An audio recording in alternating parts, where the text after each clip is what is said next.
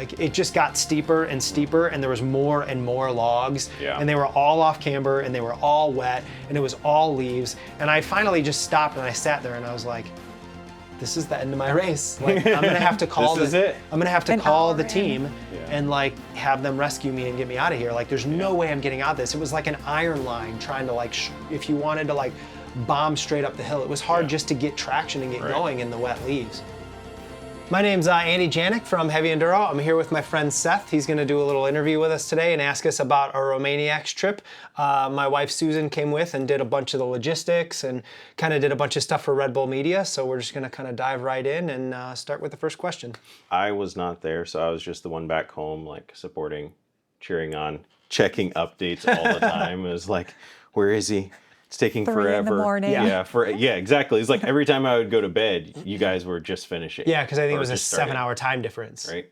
I think it would be interesting for people that are interested in the race, or what does it take to actually get to the race? A lot. To hear a little bit of the backstory and how Yeah. you became interested in it, and then the steps that you guys took to make it happen. I mean, I've always been interested in like Baja and Romaniacs and, you know, some of the harder core off-road races, but I think never in my life did I dream that I would ever actually do one. You know, at my age, I'm about to turn 39, right?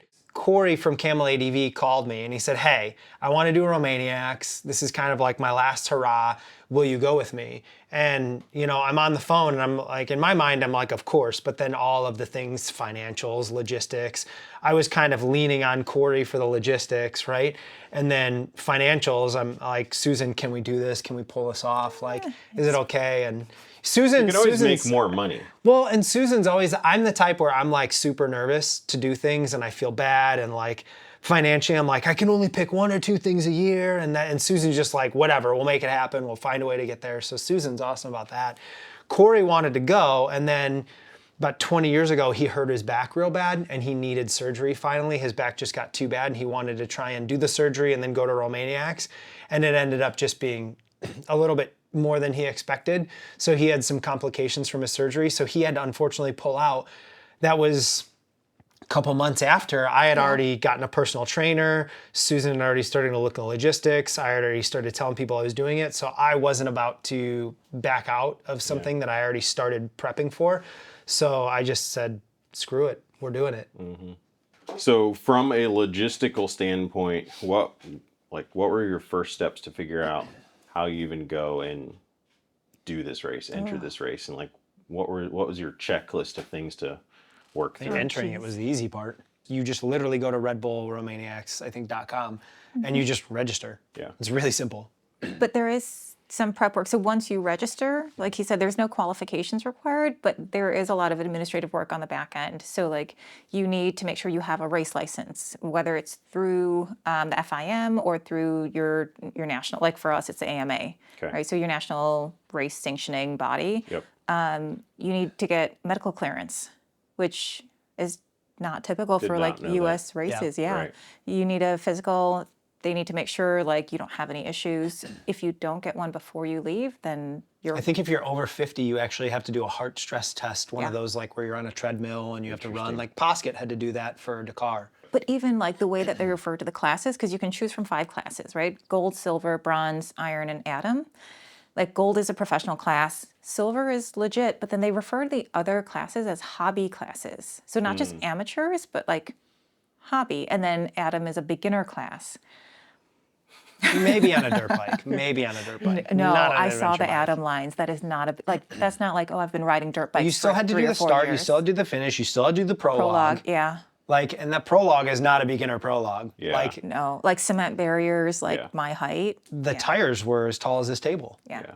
It was no joke. So when they say beginner, like They mean like beginner European enduro rider, not like beginner American enduro. There's a big difference. there is. When did you decide to do this, and then what was your training? How long? I you have to had train, and what did your roughly training look like? 7 months to prepare for this. Okay. And I started training within 2 to 3 weeks. So I initially contacted some people online who did like moto specific training, and they were full. And I figured that would be my best option. And then I just started looking locally, and there wasn't anybody really locally that knew what I was doing, but I found a gym through a recommendation like an old high school friend, and it was MSP Jim, my buddy Zane, and I went to him and I told him, like, this is what I'm doing, this is where I'm going, this is what I'm riding, like, this is how I'm going to be positioning my body throughout the day, which is basically everything, right? Yeah, You're right. all of the positions, all of the muscles, just train everything, right? And he really tried. Like, he listened. I would, we would do a workout. I would go for a ride, and then I would come back and say, all right, I'm sore here still. Like, this is better, but this is sore. And then we would change the routine, and then I would go for another ride, and we would constantly kind of like adapt and morph. But he also what we were watched doing. videos. Which, he doesn't ride, and he was watching videos. Yeah, I would send him videos of Romaniacs and hard enduro, and then I would show him pictures of this bike, and he tried his best to like adapt a program for me. Like, he usually teaches like boxers and like people who play baseball and basketball. They're still athletes, but it's a different, it's a different level. What we're doing for 4 days straight, like, I want to play baseball, like, yeah, it's super hard, it's intense, but I'm going to go stand in the field for like 10 minutes and then maybe run after a ball for like 2 minutes. Yeah. I thought my legs would be the weak point, and he had me doing like a lot of sled pulling, a lot of sled pushing, a lot of rowing, a lot of ski erg, and he actually had me doing like a lot of like incline walks for cardio. My cardio's traditionally been pretty bad, and I think that helped a lot. Like, I didn't feel like my cardio ever really suffered too much. So a lot of that extra cardio stuff I think was really good. Well, the big thing I noticed, even like while we're on training rides, is the strength. Like the ability to pick up the bike over and over again. Yeah. Which And it's not just the ability to just pick it up on flat ground. It's like I have to pick it up when the front end's washed out and it's on a hill and the bars are stuck in the mud and the peg is stuck in the mud. You're not just dragging it. You have to pick it up, get it out of the mud, and then drag it up a hill, or it's upside down and you have to flip it over. You're going up a hill and the bike comes down and it's aimed down a hill. So you're picking up all of the weight of the bike and up. That's so hard. Yeah. most people go and rent a bike because that's the smart thing to do. Like, how many 302 strokes can you find in Romania? And it's like, oh, thousands. Yeah. First it was, you know, Air Canada, then it was possibly ship the bike by boat, then it was buy a bike in Romania and build it, then it went back to Air Canada. Do you want to kind of go over those logistics? Because she just killed it with all of this. I cannot take any credit I think you for have that. to preface this with like, this is a very unique situation where like not as many T7s, not as many like this. Well, I mean, to be fair, there were 4 T7s in this race. 3 were professionals. Most of them were in Europe, and then there was me, and all of the rest were dirt bikes. There was no KTM adventure bikes, no Cove adventure bikes. There was no other manufacturer adventure bikes besides Yamaha Teneres. And 3 of them were supported professionally. Yeah. By whether it was Milwaukee or privateer sponsorship or Yamaha corporate. Directly, And unfortunately, because of the war, you can't ship into Romania with any sort of certainty. So I was getting lead times like maybe 6 to 10 weeks. I don't know. Unguaranteed. Unguaranteed. Yeah. Maybe it ends up at the bottom of the ocean. Like Maybe wait. the pirates take it. Yeah. I'm the captain now. Thankfully, these haven't changed since they came out. So we're like, okay, can we pick up a 21, 22 and then like build it out? Yeah. Used 14,000 euros. Used. Yeah. In Europe. Wild. Yeah, they're like 3,000 more in Europe than they are here, and that was for a stock one. Yeah. Like just and a then bone. you gotta not take the, your suspension, any other mods you have, all the protection. It was going to be over 25,000 to basically build this exact same bike in Europe, and then I have to leave it there. Not including the suspension, though. And I can't own it. Yeah. Right. So if I buy a bike in Romania, a Romanian has to own it. So I have to entrust them in keeping it and giving it back So to they them. don't just ride off with it. Yeah, into the sunset. This is a nice bike. Let me wire transfer 15 grand Right. and then like Yeah. 20% VAT tax on every part that you buy. So it added up real quick. And we're like, okay, well, that is a backup plan. It's not the greatest. And then we found this company. They were actually great, Motorcycle Express. So they work with the passenger flights out of Canada to certain hubs in Europe, none of them to Romania, but the closest we could find was Rome. So we flew into Italy. Rome and Greece were the 2 options. Yeah. Athens is new for them, but like they've been shipping to Rome, and they put the bike like literally on a pallet. It's not crated at all, and they just strap it down like 1,000 straps. Yeah. We drop it off in Toronto. It flies. It's like a 9-hour flight. Flight route Yeah. instead of the shipping. Yeah. And so it's just in, it's out, it's guaranteed. It goes on a passenger flight, so you can like literally track it. We put you can get a ticket on the same plane. and A fly discounted with your ticket bike. and fly with your bike. On the shipping forms, it says you have to disconnect the battery and tape the leads, and you have to only have a quarter of a tank of fuel. Well, my light was flashing empty, so I figured that's a quarter tank, right? That's good enough. Sure. In my haste of like trying to get the bike ready in a super short amount of time, like throwing it in a trailer at like 2 a.m, right? Like I forgot to tape the leads and disconnect the battery. So Susan got to Canada to drop it off at like 10 a.m, right? Yeah, it was pretty early, and then Yeah. I took an early flight back. So I'm like, oh, I dropped it off. It's done. The cargo guys You asked have them it. if it was good. They're like, They yeah, said this everything is was great. fine. Yeah. So then she's getting calls while she's flying, and then she lands and she's got 8 million missed calls Yeah. from the lady who's helping us that lives in Florida. Yeah. Right? And she calls me, call this lady right now. And they're like, they won't ship your bike. It's got too much gas in it and the battery needs to be disconnected. So I had like 3 hours.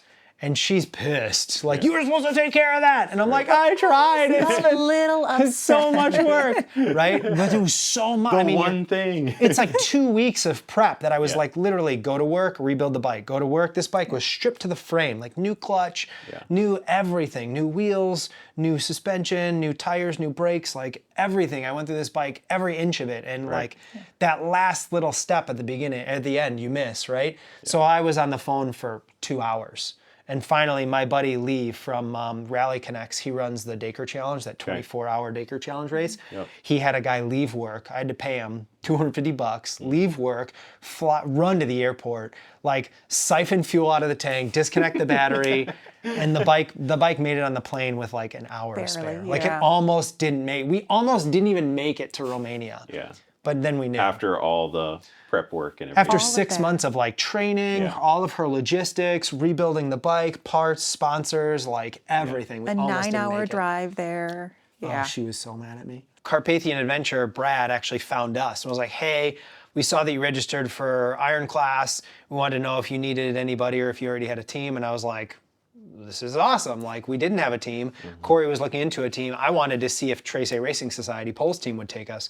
Cory did not want any part of that. He wanted to not be under the limelight of Pol. So we stuck with Carpathian, and at first they were like, oh, really? Tenere's? Like, are you sure you want to do that? And then I was like, well, do you want to help us out or not? And Yeah.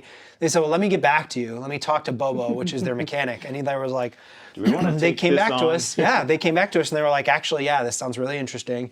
We really want to see how this goes. For me, I think the biggest day was the practice day, because I had a big crash on the practice day and busted up my arm and twisted up the handlebars and twisted the forks. So I came back and I think I worked on the bike for like 3 hours. We swapped the bars and swapped the grips and swapped the levers, and we had to untwist the forks, and these risers were kind of twisted up, so we had to fix all that. So that was, I think, the most I did. After that, like day 1, day 2, it was all little stuff. There They wasn't a didn't lot to work really on. have to do anything. We didn't Tire even change the changes. oil. They changed the tires for me, which was awesome. They wash it every day, which was great. You know, I think the only thing that I did on the last day was I pulled the side covers and I pulled this all off so they could really wash inside there really good. But Yeah. it was kind of nice to just, after day 1 and day 2, just like drop the bike off. So if you're not flying over and renting a bike from a company, Yeah. you would still highly recommend hiring one of those companies to You have be your to. You need that service crew to be there, and they bring you food and snacks and drinks and, you know, everything that you need to kind of like refuel. And those are the guys, like, they live that life. They understand it. They know what you So need. the Carpathian guys have provided support for, I don't know how long. I don't know, yeah, but they're actually a local crew with Brad is an Aussie. Brad's from Australia, Yeah. and he used to go there and race it. Yeah, so he's raced previously. So these guys know, like they know bikes. When they rent the bikes and do tours too. Yeah. Yeah. So like, could you do it with like a friend or I don't know, like I could have rented a van and like Yeah. driven to the service point and then like fed him snacks. I but, would have like, had to work on the bike. You'd highly recommend. You could do it, it's but like possible. It's not. as an amateur, like you're pushing all day. Yeah. Like 170 Ks off-road. It's roughly like 100 miles, 90 miles. It's a lot, 100 miles off-road of like steep, technical, aggressive, rocky, rooted out, like off-cambery. It's a lot. You want someone there like as an assistant to support you to do that stuff, but then there's no way that you're going to come back and work on the bike. Yep. Like, Right. so having the right support, I think is really important. No, it was. I mean, like when I would, Justification for when I anything. and she was still getting up at 5 in the morning to go with the Red Bull media team, and she was staying up with me till like 10 o'clock at night, and she would download all the footage, and she would make sure I had my drinks, and made sure my like overnight bag for the day 2, day 3, because you have to give them like a bag that they take with, so you have like spare clothes and stuff that you might need for that overnight, right? And like without her there, kind of like feeding me things and like being Making like, sure do you you're have hitting this? the Do you have that? checklist. And do you have Band-Aids for your arm for the giant hole in your arm? Like, And also, I think it's obviously helpful that we're married. So like I know his routine at home. Yep. Oh, wow. News to me. I didn't know that. Legally bound. But like I know his routine at home. I know like the nutrition that he needs or like what's going to upset his stomach. And so like it's really helpful to have someone that either you tell them those things and they figure it out or like... Well, and the Carpathian team was really good about listening. Like every day I would come they're back, I'd give great. them the bag, and they'd have a piece of paper, and they'd be like, all right, what do you want changed? What do you want? Do you want new tires? Do you want new mousses? Do you want the Nice. grips changed? Do you want, like they would write down a list, and they would like staple it to the bike. And be like, all right, do these things. And they would have it done, and the bike was ready to go, clean. I would just show up in the morning. The team was already gone because they were trying to make it to the service points throughout the day. And because I was leaving later in the morning, they were already gone by the time I was picking up my bike. To get to the day 2 service point was 6 hours of driving. Really? Yeah. Well, There, and there was a detour that there they was a had to go detour because around. there was a roadblock. Yeah, but it's from the day 2 start to the finish. It's following the Transalpina like highway, which is like super famous. It wouldn't have been a beautiful. big deal, but there was construction that they decided to do during the race. And the race organization tried so hard to be like, can you just push this off to like another week? And they refused. And it was the one road that you could get through. And you either got there at like 5 in the morning or like 8 at night was when they opened it. And anytime during the day it was But closed. even that road was 3.5 hours to the service point. So you're literally getting up because you're going from the main town where you guys started to the service point. Yeah. And you're expecting to take how long to get there? It totally Depends on the depends. day. Like But a day few one, hours. they said that the total track time for iron was the fastest time they expected someone to do it in was 3.5 hours. And day 2, the fastest they expected them to do it in was 6.5 hours. This is your magic ticket to get anywhere. This is how you get everywhere. Susan had one that said media, and I had one that had my race number on it. There's literally a station for everything, like confirming your registration, giving you stickers, making sure you have the right you have to put sticker stickers on the front. transponder, like turning in your GPS, GPSs. medical check, race license check, photograph, quick video, like it's a whole process. And they give you a sheet and everyone jokes around like, did you finish your scavenger hunt? Which one do you have left? Like it's intense. It took Probably 2 hours. no, longer than that. It was a lot. Andy, how are your nerves at this point? I think I was pretty good because I hadn't ridden yet. So I was excited. I didn't know what to expect. So I was kind of just taking it all in. I was just happy to be there. I was like, in this world of like professional racers, in this literally the hardest enduro race in the world that I never imagined I would be at, right? Like everyone is like pros or really good riders, and I'm just like average Joe Andy, like hanging out, like, oh, I'm gonna just race Romaniacs on a Tenere, you know, like see what I can do. So I think at that point I was still just happy and excited to Blissful ignorance. be there. Yeah, a little bit, a little bit of blissful ignorance, that's for sure. But it's also such a cool atmosphere because it's not like having gone to road races, like hard enduro takes a very particular type of person. Yeah. And it builds a very specific community because like you can't ride hard enduro by yourself. Like you're not training by yourself. Like you have to ride with other people and you can't be a jerk. Well, and it's I mean, a you could mindset. be, yes. Like there's a very particular attitude who wants to go in and try something that is extremely challenging, is going to push you mentally and physically. And I think that's the big difference. It's like this was a really big mental game to like not give up and to keep going and to push yourself and to like train yourself not to be afraid and keep your nerves calm. Like, and I think there's a level of person that it takes to get there.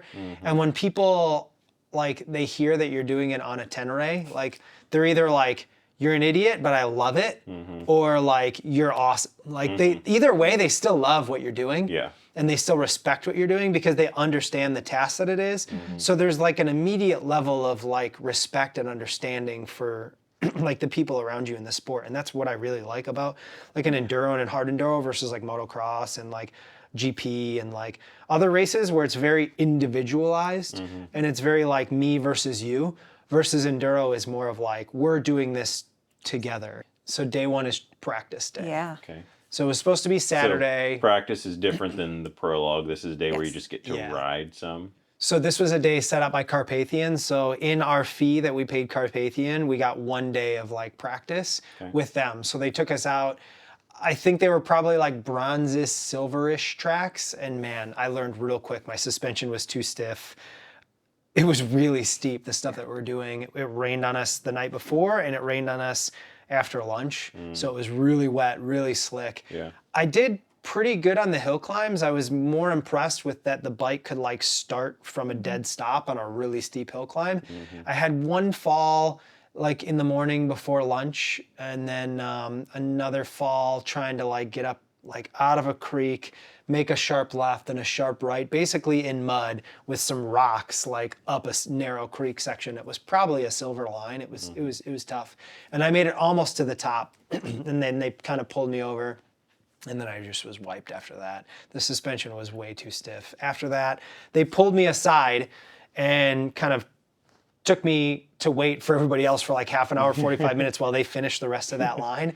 And I made some suspension changes and I slid the forks down a little bit. I had them a little bit too far up in the tube, so I was really nose loaded and I just couldn't get traction on the rear tire. And the front just felt really stiff on downhills, like really heavy, a lot of feedback. And I just cranked in the clickers. I think I came down like 10 clicks in the front, 10 clicks in the rear in compression. I made it way softer and changed the angle a little bit by moving the forks, and that made a huge difference. After lunch, I was cruising. Was that an all-day thing? So yeah, it was. We started at, I don't know, 7 or 8. No, we started at 10. We started at 10. Yeah. We finished at like 4? 3 or 4. Yeah. Yeah. So after the adjustments at lunch, I was feeling really, really good. The last hill climb we went to, everybody was bombing up a hill. I made it about 3/4 of the way up. I came back down, and so people were going up, people were going down. I was kind of like side hilling up this hill, and I was like in first, just kind of like ringing it out, side hilling up this line. And there was some thick trees, so I couldn't really see. And there was another guy coming down like a straight line, and it was pure mud. So as I like popped out of the trees, I saw him coming down. I was just ringing it out. He was sliding, so he tried to stop and just kept sliding. I was just flying up the hill. So I tried to just keep going and maybe try and skirt past him, hoping he would slow down enough. And I didn't. He hit me and I fell this way and I fell into a tree, and pretty much the weight of the bike landed on a tree and my arm was just completely swollen. I thought I broke it at first. yeah. And so I had a huge swell here. This is on Sunday. What a way to huge start the lump week. there and a Before big the race hole even in my starts. arm. Right. Yeah, so then I'm feeling like an idiot. Like, oh, I can't even ride up this hill without hitting somebody, right? Like, collided with the guy. Everybody was cool. I mean, it was just a freak accident. Like, he's coming down, I'm going up. Nobody saw each other. Like, it happens, right? And I was pretty bummed about that. So I went back. I spent like 3 or 4 hours untweaking everything in the bike and had to go back and find some bandages and try and get the swelling down. And I was being like super hard on myself after that. Like, why am I here? What am I doing? There's a little video that we posted about it. Like, this is way above my head. My thing with it was like, I can do the prologue. I know I can do the prologue, but I know I'm probably going to fall. And when I fall, it's on concrete and I'm probably going to damage myself or damage the bike. For me, I think it was just too risky, because the prologue you do to set your start time, and if you don't do the prologue, they just put you behind everyone who does the prologue in numerical order of your registration number. So Okay. Iron started at 700 and went all the way up to like almost 900. So my registration number was 739. So if I didn't do it, everyone who did the prologue went ahead of me, and then I went in the number. So I was the 39th person But to it's go. a gamble But it's a because gamble. like he had a really good registration spot, and as we're like walking at each day that we're there, we're like, there's no way 100 some odd guys are going to do the prologue. Like, this is way too difficult. I'm sure in Iron class, like a lot of people are at Iron and Adam. Adam yeah, had to do it too. the same. But within your class, we're like, I'm sure a lot of people are gonna like just Pass. yeah. Almost everyone participated. So like Saturday, feeling super great. Sunday, practice day, kind of nervous and like I can do it, but why am I here? Monday, calming down a little bit, looking at the prologue, a little nervous. I think by Tuesday, I had just let it all go. And I'm like, I'm here to ride, go as far as I can and do the best that I can. I can't be comparing myself to Pol and Kevin and David that are all literally professional racers. And they've all raced Teneres. it before. And they've all raced it before. Yeah. Where I'm here, first time ever, like on this big Amateur. stupid bike as an amateur, like coming from the US and like Yeah. just trying to travel 4 days just to get here. So there are actually really well mapped spectator points, Okay. and the race organization's good about like, hey, this is where you can see certain classes come through, and this is the expected time. So we're going to some of the checkpoints, some of the spectator points, In these really cool Milwaukee Ranger diesel trucks. they were so cool. They were neat. I am so grateful for the local drivers because like to get to those spectator points, like we're on, You're off-roading. it was terrifying. Like You would have loved it. gravel road. We're gonna have to ship your truck. Yeah, Seriously, exactly. but it's like just wide enough for these Rangers. So like not a full-size truck. And like I'm looking out the window over the edge and it's just like sheer cliff edge and like Yeah. parts of the that road. was me, but not in a cage. But like Sometimes it feels better not to be in a exactly. cage. I'm like, we're gonna roll. And like Yeah. So I don't know. but they were really good drivers. We made it through and like we're just going to different spots to get content. And every time I'm like, is this an overlap spot? Am I going to catch like Andy? Or there actually wasn't a lot of interest in the big bikes, which I was surprised about because again, everyone's interested in the gold riders. So I'm like, okay, when is Pol coming through? When is Kevin coming through? Like trying to, No one cared. except for me. apparently. Well, and it's interesting because we didn't know this. Like Cory asked me if I wanted to go. We said yes. And then we get there and all of a sudden they're like, they were talking to us about it before, but we didn't really understand. Like, we want you to be on the media team. Yeah. We want you to help. Here's like, we'll get you media. Like I was able to film. I got a media sticker, So right? one of like a dozen riders. 11 riders got to Yeah. film out of 800. And it was me, Pol, Kevin, and 8 other riders. It was very cool. Like, I got to see a lot of the race lines and just like what a stark difference there was between the, no offense, the gold riders. Losers. And like, I mean, there were a lot of sections where all of the riders had to go through. So it was really cool to see the same obstacle. And like, I mean, you ride, so you look at it and you're like, oh, this is how I would approach it. Yeah. Like, this is a clean line. Yep. And most of the media crew, like, they don't ride and they definitely don't ride hard. They're not sure where enduro. people would go. Yeah. Yeah. So I'm like, that's a really good spot to stand, or like this is the line that they're going to take, and then you get to see it play out. Yeah. And you're like, oh, duh, the pro guys took the easy line Yeah. because they could see it. Yeah. And then sometimes there's traffic, and you're like, oh, crap. Right. Well, it It's was even wet. It's slick. It's Well, it was wild to see like even the top 5. So like Yeah. when I went on day 4, because I didn't ride day 4, to watch the first 3 or 4 riders come in, they would just bomb down these sections, jump off the bike. They do all these crazy acrobatics to like get through stuff, right? but and they're then not thinking about it. yeah, Like, and the then way you'd they see approach it. like 5, 6, 7. The more guys you saw come through, the slower they got, the more cautious they got. The more they were like take a kind of like look, yeah. kind of fumbling around a little bit more. Like the top 5 was a stark difference, and then it drastically got different as you went down to like the other like 10 riders. So the day 1 starts off, you know, you do a little bit of a liaison section, and then well, you start at the paddock. you They start at the release you. paddock, Yeah. they release you. You have like a 30 minutes to get through the town at a controlled pace and to get to your start, and then you start at a specific time, This right? is everybody. This is everybody. So they send you one like every 30 seconds, and then you have a certain amount of time. You follow your GPS, right? And it takes you through the town and a little bit off road. You were just to riding the wheelies start. through the town the whole time, right? For sure, totally, yeah. That's me.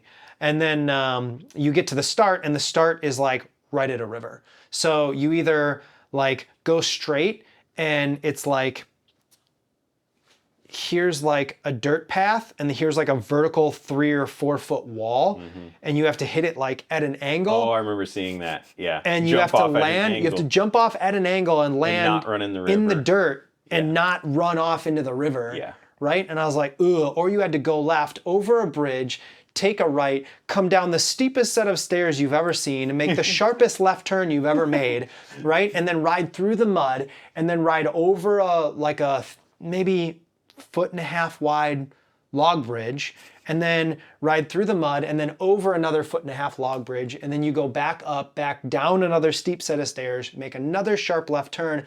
But as you make the sharp left turn, you go right to a bridge, like right to a narrow I'm bridge. guessing So you jumped because it. of the description that you just gave me, you took that route. So yeah, I did not do the jump because at this point I was like, I already had trouble on day one. I know that it's the beginning of the race. I don't want to take a risk, right? So I know it's going to be hard to go that way, but it's going to be harder if I break myself jumping in and flooding my bike in the river and getting hurt, right? Can I do it? Probably. Is it too risky for me right now? Everything for me in this race, like not doing the prologue, the decision I made was always like a risk reward type of thing, right? I made the decision to take the long way. So I went up, I went around, I walked the bike down the stairs. I made the hard left and I was kind of like in the mud and I leaned the bike over like I always do. And I went to like, and the front tire just didn't even stay. It just pushed into the river. And I was like, I ended up in the river. I haven't even made it 2 feet and I'm already like in the river. So I pulled the front end up out and I made it. The next real challenge was like a suspended log. So imagine like you're coming up a hill like this. It's like a 2-track, your truck would barely fit. And there's a log coming like down here, sitting on the edge of the hill right here. And then this is just a drop going down like 300 feet, right? So everybody's just like popping the front over it, leaving the skid plate on the log and just picking the back up and pulling it over. There was a line of like 6 or 7 people in front. Everybody's doing that, no problem. So I went to do the same thing. Pop the front tire up, right? Drop it on the skid plate. Nope, slid. Just hit that skid plate and just slid. And I just tumbled end over end. The bike is upside down, stuck against 3 trees. Luckily, the trees were there. And I bashed my head when I fell against a tree. So I'm over here like seeing stars. Like some girl comes over and helps me like unflip the bike. And I like pull it forward. There's a bunch of people up there. I throw them the rope and they try and pull it up and they were just super impatient. They didn't really want to help. They wanted to keep going. Yeah, because you were like, what, how many minutes? I was like an hour into the race. So Okay. I was, and there was still a point where like if you pushed hard, you could finish. Yeah. Right? The rear tire was like stuck on the tree and they just didn't really want to give it the old college try to help me get up. And I should have really pushed. I had my Z-Drag from Green Chili and I should have pulled it out and had them help me, but they were super insistent and I was kind of just like out of it. They're like, go down the hill, go farther down the hill and just ride back up. It's no big deal. We gotta go. So I'm kind of out of it and I'm like, all right, whatever. I ride about 20, 30 feet down the hill and I keep looking and I finally get my wits about me and I'm like, yeah, I can't go down there. Like it just got steeper and steeper and there was more and more logs and they were all off camber and they were all wet and it was all leaves. And I finally just stopped and I sat there and I was like, this is the end of my race. Like I'm gonna have to call I'm gonna have to call the team and like have them rescue me and get me out of here. Like there's no way I'm getting out of this. It was like an iron line trying to like, if you wanted to like bomb straight up the hill, it was hard just to get traction and get going in the wet leaves. So I waited a little bit. I kind of like walked down the hill. I was clearing logs, like trying to find a path. And finally, like 2 German guys came and I was like, can you help me? And they came down and they did. And they were looking at lines and scouting lines and 2 more guys came by and they spewed some German at them and convinced them to come down too. Like, we'll give you some sauerkraut later, right?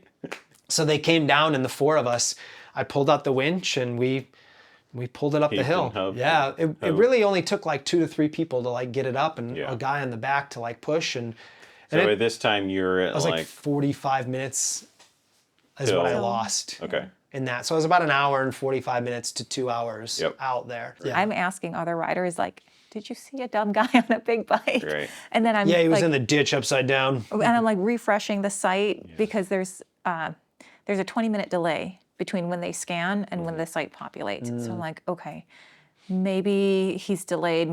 Maybe I don't know. Like you start imagining things because you're like, he didn't make the checkpoint. Like I saw him leave. Like I saw him hit the first liaison, like the liaison out. Like, I just heard the helicopter leave.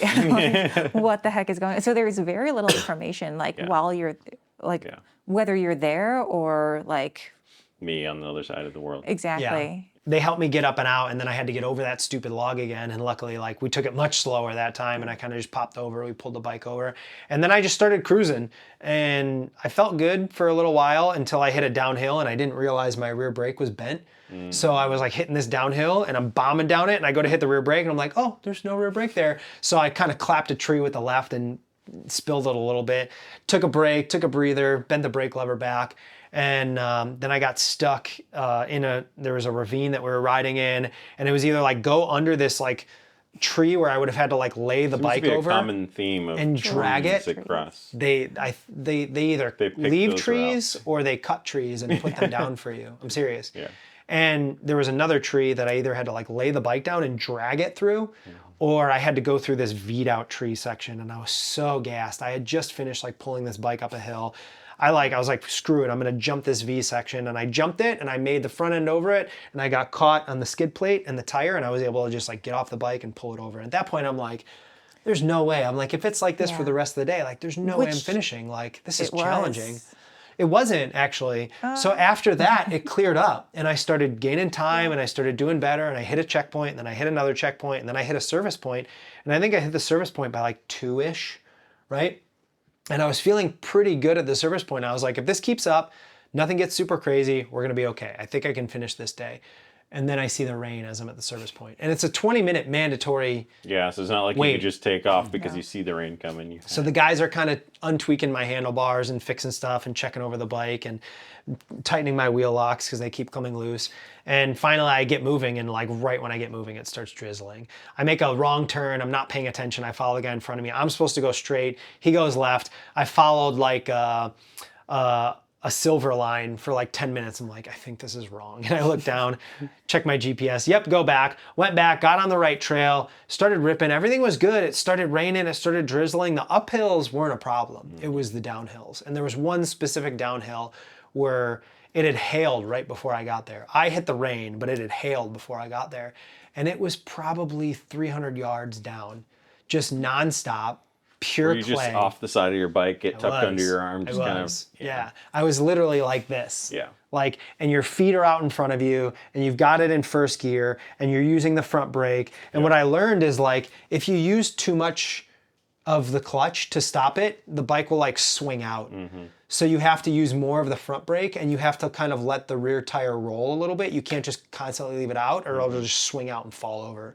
So the bike is off while you're doing this. the bike is off. You're down the hill. You're on the left side of the bike. You're not using the rear brake, and you're just kind of slipping the clutch, trying to control your speed, using the brake, and like you want to try and like aim it this way, but the bike just goes wherever it wants to go. And like you start sliding, and like it just falls on you. Like you just, this bike is just laying on top of you in the mud. You're trying to pick it up. That must have happened 3 or 4 times on that hill, and I'm just like terrified to death. Like, please just make it down the hill. Because as I'm getting down this hill, it gets steeper and steeper to the point where like I can't see the bottom. I just see a river. Like there was a river down there, and I'm like, I have to go down there. Luckily, as I got closer to the bottom, it got really rocky. So like once I got to the rocky section, I could just like aim for the rocks, and they would just stop me.